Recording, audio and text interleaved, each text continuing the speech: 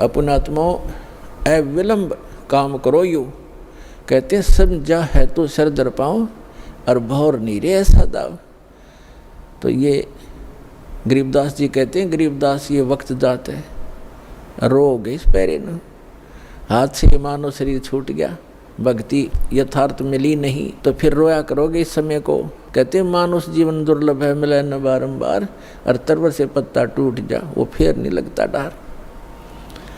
अब जो प्रसंग चल रहा है हम आते हैं उसी पर कि परमात्मा की परिभाषा क्या है और काल किसे कहते हैं। तो ये प्रसंग पूरा हुआ कि यथार्थ भक्ति कौन सी है, और वो स्थान एक ऐसा है जहाँ जरा मरण नहीं होता, वहाँ जाने के बाद प्राणी फिर लौटकर कभी संसार में नहीं आते, और वहाँ जरा और मरण नहीं है, वृद्ध अवस्था और मृत्यु नहीं है, और यहाँ दोनों डेफिनेट है।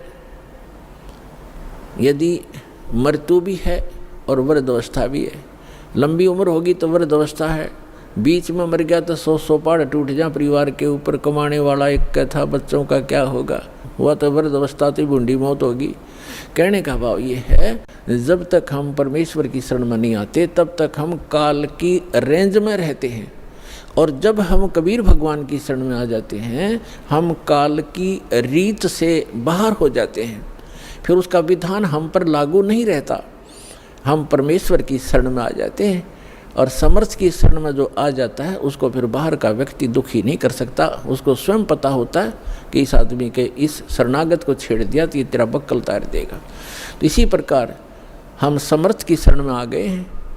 आप कबीर भगवान वो समर्थ है, वो कादिर परमात्मा है, उसकी शरण में आ गए, उसकी शरण ना त्यागना, इतना ध्यान अवश्य रखना।